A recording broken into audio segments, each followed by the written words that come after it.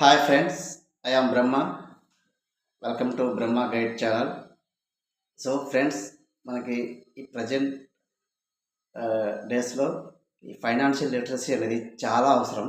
ఎందుకంటే ఈ financial literacy అనేది అవగాహన లేకపోతే మనం ఫైనాన్షియల్గా గ్రోత్ కావడం అనేది కష్టం. సో మనకి ఫైనాన్షియల్ లిటరసీ యొక్క నాలెడ్జ్ అయితే ప్రతి ఒక్కరికి ఎంతైనా అవసరం. ఈరోజైతే ఒక ఇంట్రెస్టింగ్ టాపిక్ అయితే మీ ముందుకు తీసుకొస్తున్నాను ఫ్రెండ్స్. అదేంటంటే బ్యాంక్లో ఇంట్రెస్ట్ అనేది ఎలా క్యాలిక్యులేషన్ చేస్తారు. బయట అయితే ₹1, ₹2 ఇట్లా ఇంట్రెస్ట్ రేట్స్ ఉంటాయి. కానీ బ్యాంకులో అయితే ₹1, ₹2 అనేది ఇంట్రెస్ట్ రేట్స్ ఉండవు. పర్ యానం పర్సంటేజ్లో అయితే క్యాలిక్యులేషన్ చేయడం జరుగుతుంది బ్యాంక్. సో దీని గురించి అయితే మనం ఎక్స్ప్లెయిన్ చేసుకుందాం. సో టాపిక్లోకి వెళ్ళే ముందు అయితే ఛానల్ సబ్స్క్రైబ్ చేయండి, షేర్ చేయండి, సేమ్ టైం లైక్ చేయండి. లైక్ చేయడం వల్ల ఎక్కువ మందికి షేర్ అవుతుంది. ఓకేనా ఫ్రెండ్స్? ఇంకా ఇంట్రెస్ట్ రేట్స్ బ్యాంకులో పర్సంటేజ్లో ఎక్కడం జరుగుతుంది. సో బయట ₹1 ఇంట్రెస్ట్ అయితే మనకి 1 ల్యాక్కి మంత్కి ₹1000. అర్థమవుతుందా ఫ్రెండ్స్? ₹1 ఇంట్రెస్ట్ అంటే 1 ల్యాక్కి మనకి ₹1000. మరి బ్యాంకులో అయితే ఎలా ఉంటుంది ఇంట్రెస్ట్ రేట్స్? ₹1, ₹2 ఉండవు, పర్సంటేజ్.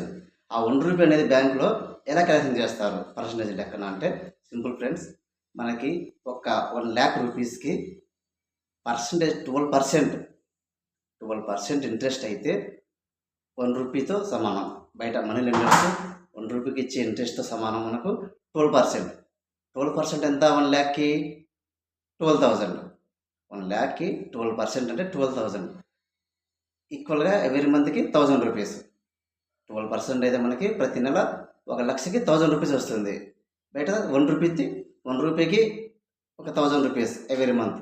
అంటే ఒక 12% ఇంట్రెస్ట్ అనేది మనకి ₹1 ఇంట్రెస్ట్తో సమానం. అర్థమవుతుందా ఫ్రెండ్స్?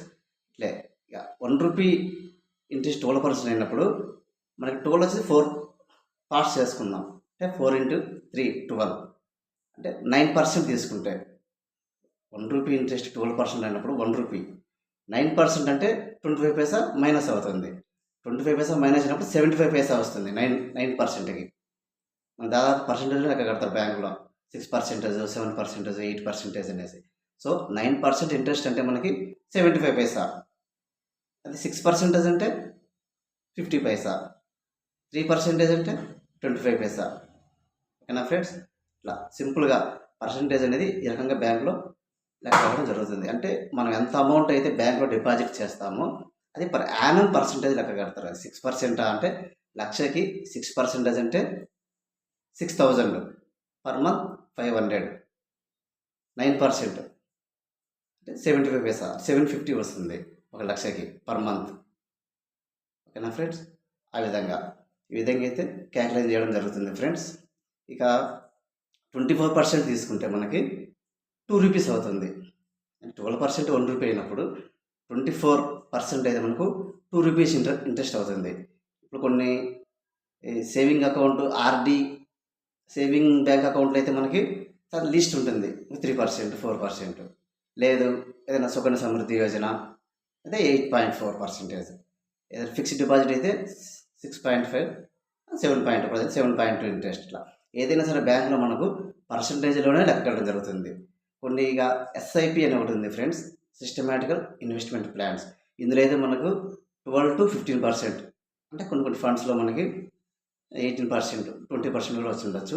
ప్రతిదీ ఏ అమౌంట్ అయినా సరే బ్యాంకులో మనకి ఇంట్రెస్ట్ అనేది ఓన్లీ పర్సంటేజ్ల ప్రకారమే మనకు క్యాల్కులేషన్ చేయడం జరుగుతుంది. ఆ విధంగా ఇక ఎంఐఎస్ 6.7, ప్రజెంట్ అయితే 7.2%. 7.2% ఎంత ఫ్రెండ్స్? 7.2% అన్నప్పుడు 0.2 ఉంది, 7.2 అంటే మనకి 60 పైసా పడినట్టు. 60 పైసా 7.2 అంటే 12 × 6 అంటే 72. అలా మనం మల్టిప్లై చేసుకోవాలి. అలా చేసుకున్నప్పుడు మనకు పైసెస్లో మనకు క్యాల్కులేషన్ వస్తుంది. 7.2% అన్నప్పుడు మనకు 12తో దాన్ని మల్టిప్లై చేయాలి. ఎంతతో మల్టిప్లై అవుతుంది?